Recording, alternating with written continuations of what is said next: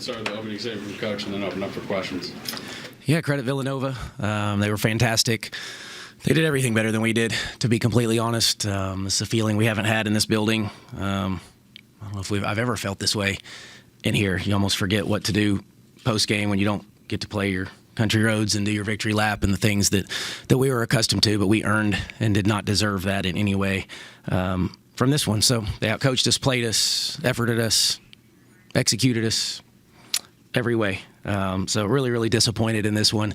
I do think that's a good basketball team, but I think we should be better than what we showed tonight and on our home floor. So we'll get back to the drawing board. We got to fix quite a few things, defensively obviously being one of those. But we have not been very good on the defensive end the last 3 games. So that's what we've typically prided ourselves on, and we're just not quite where we need to be. So that's really about it. Credit them. Great, fantastic job. Basco was tremendous. McCurry was great for them. They set the tone in the first half. I think they had as many points as we did and never found any rhythm, and that's a credit to them. What made it so hard to stop Jasmine Bosco? Well, she's a really good player, first off, but we did everything we weren't supposed to do and allowed her to just get comfortable. And, yeah, she got to the rim, got to her mid-range, made a couple threes. We never got her uncomfortable. You know, I thought we got her off balance and uncomfortable a couple of times, but obviously it didn't matter at that point.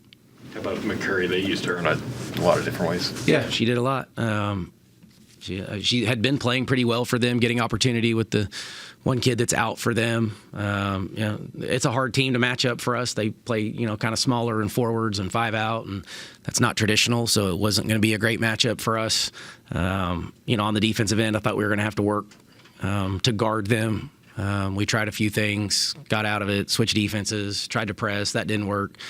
We couldn't find anything. Coach, obviously your press is a bread and butter thing for you guys. The way they were able to handle it, was that surprising at all at the effectiveness that they had against it? I mean, I don't know. Yes and no. The press break was what we thought they were going to do, so we weren't surprised by that.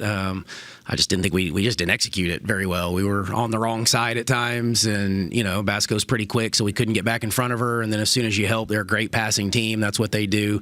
That's what I'm trying to get my team to do a little bit more, is pass the basketball and be a little more unselfish. They did what we thought they were going to do. But they executed it better than we did.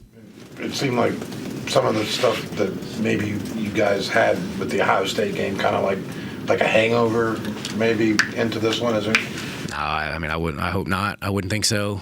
We knew the quality of team we were about to play, and I thought we were as prepared as we could be. They forced us to have to change some things on the fly. Maybe a little bit of a trouble with your team adjusting to speed. Usually you're quicker than most of your opponents. This team that you played tonight was really quick, really fast. Maybe just getting used to that, getting into the swing of it? Ohio State was pretty dang fast the other night too, and probably technically faster and more athletic than Villanova. They play at a good pace, but their ball movement is what creates their pace. Not, I don't know individually that they're that fast. Their ball movement makes them fast, and so if you get caught chasing the ball, you're in trouble. And we got caught chasing the ball, and we had no offensive rhythm and didn't finish when we got layups, didn't finish at the free throw line. That's been a problem. So when you're missing shots and they're out in transition, that's it's hard.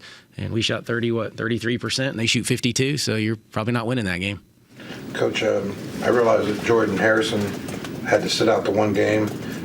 Still, statistically, you're probably not getting what you kind of probably hoped for going into the season. Is there any concerns there with Jordan's play at this point?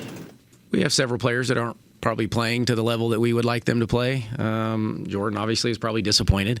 You can ask her, I guess. Is she coming up here? Yeah. Feel free to ask Jordan, I guess. I don't want to speak for her in that one. What kept Jordan Thomas out after she had some success early? Just matchups and speed and nothing more than that. Cece Riviere, she's really kind of come off with fire off the bench. How have you assessed her play? Ever since really the Greenbrier, it seems like she's kind of been playing with that. Yeah, she didn't play. Nobody played very well tonight, so I wouldn't base it off of that because I didn't think we were particularly good in many areas. She can be a confident kid. She's a different skilled post kid for us, so we can use her in different ways. tonight obviously didn't. I don't know that showcased anything tonight. She has the ability, as a lot of them do, but it certainly wasn't on display. Coach, you guys got a lot of close shots. Layups are in the paint. The inability to finish those, how much of a disappointment? Yeah, we didn't get a great whistle. I thought we were looking for fouls instead of trying to finish. So that was disappointing that we were just going in there and throwing crap up, hoping that we got bailed out by the official, which we did not. So then you've got to slow down and be able to convert and finish. So, yeah, disappointing for sure. That's an area that we have owned most nights this season so far. Thanks, Coach.